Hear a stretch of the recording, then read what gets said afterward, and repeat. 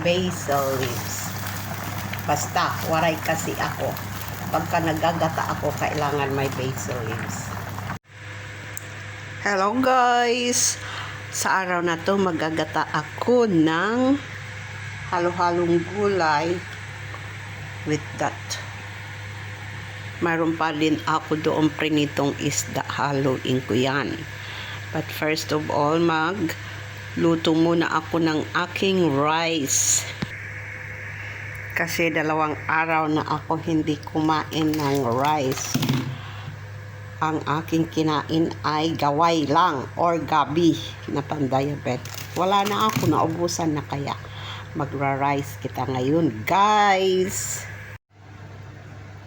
Linisin ko muna yung aking shrimps, guys. Ayan. Sa likod kasi mayroon niyang itim. Maliliit lang naman kasi ito. Kaya, ayan. Hugutin nyo lang. Then continue doing the same. Hanggat maubos ang iyong shrimps. Kasi parang iyan ang kinain nila eh. Ako lang ang kakain nito guys. Kasi ang anak ko hindi kumakain nito. Ang asawa ko naman, hindi pwede kumain kasi mataas ang uric acid niya.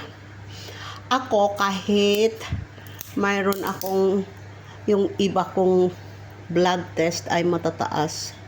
Pero ang aking uric acid ay hindi siya mataas. So, I can eat anything na kalaban.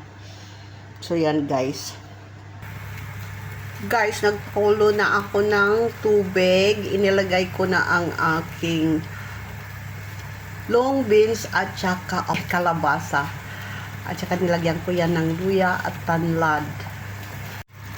Inilagay ko na rin ang aking talong, ang aking prinitong isda, at saka ang aking sigarilyas. Ilagay ko na ang aking okra at saka ampalaya. Ilalagay ko na ang aking coconut milk or coconut cream. Ayan guys.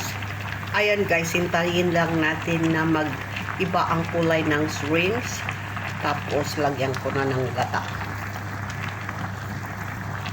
Ilagay ko na rin ang aking sangig or basil leaves. Basta, waray kasi ako. Pagka nagagata ako, kailangan may basil leaves. Or kaya, kinakain ko yan ng fresh. Ayan na guys, luto na. Ayan na guys, ang aking ginataang halo-halong gulay na may pritong isda at saka shrimps. Thank you for watching. Bye!